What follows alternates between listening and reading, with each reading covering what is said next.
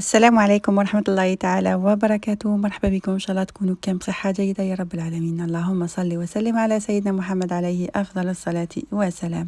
اليوم إن شاء الله حنقدم معكم وصفة المثوم الجزائري، بزاف بنين ويحمر الوجه وزيد بنين بزاف بزاف بزاف. الناس اللي جامي جرباتو نتمنى تجربوه وتشوفوا البنة تاعو هايلة هايلة. هنا في القدرة تاعي كما راكم تشوفوا درت كمية تاع شوية زبدة وشوية زيت، ولا عندكم سمن ديري خير السمن، يعني يجيكم واحد البنة بسمن هايل. هنا درت طرف تاع اللحم كما راكم تشوفوا، نحطوهم على النار حتى يتقلاو مليح مليح باش نضيفوا المكونات الاخرى. بالنسبه للمكونات الاخرى انا نضيف حبه بصله صغيره دائما، نرحيها مليح ونحطها من الداخل باش تتقلى مع اللحم. ونضيفوا التوابل اللي هما كما راكم تشوفوا. هنا درت فلفل كحل، ملح مع الكمون. انا سمحوا لي راحت لي فقط هذيك اللقطه، لكن درت ملح فلفل كحل والكمون كما راكم تشوفوا. ديروا ملعقه صغيره كل خطره.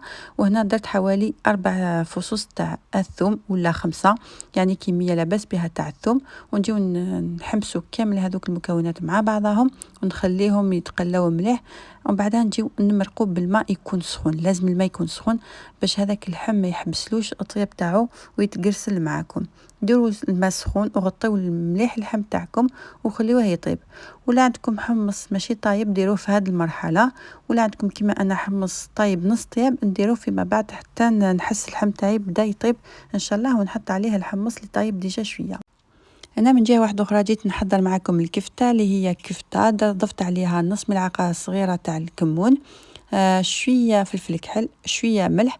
ونضيفوا هنايا حوالي 4 ولا 5 فصوص تاع الثوم، حبه بيض تكون كامله، مع بصله صغيره سكرفشتها.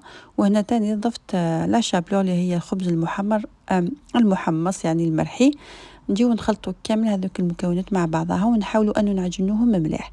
بالنسبه للبيض انا درت حبه كامله لانه كميه اللحم كبيره، لكن ولا عندكم كميه اللحم صغيره ديروا غير البياض، عجنوا مليح. المهم تعجنوا مليح هذاك اللحم.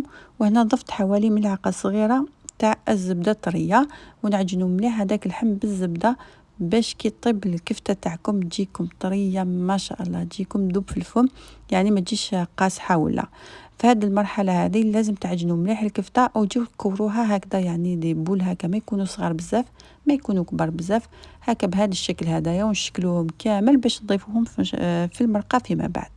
هنا بعد ما طاب معايا اللحم هذاك حوالي 80%، جيت نضيف هذاك الحمص اللي قلت لكم كان طيب معايا شويه، خصو غير شويه طياب. على بها درتو في هذه المرحله، خليته يطيب حوالي 20 دقيقه وجيت نضيف هذاك الكفته. بالنسبه للكفته ما تديش بزاف وقت، ديروها في الاخر حتى يطيب كامل اللحم تاعكم والحمص، ديروها في الاخر كامل تدي لكم حوالي برك 15 دقيقه وتكون واجده معكم. الطاجين الله يبارك يجي خاطر بنين وسهل التحضير.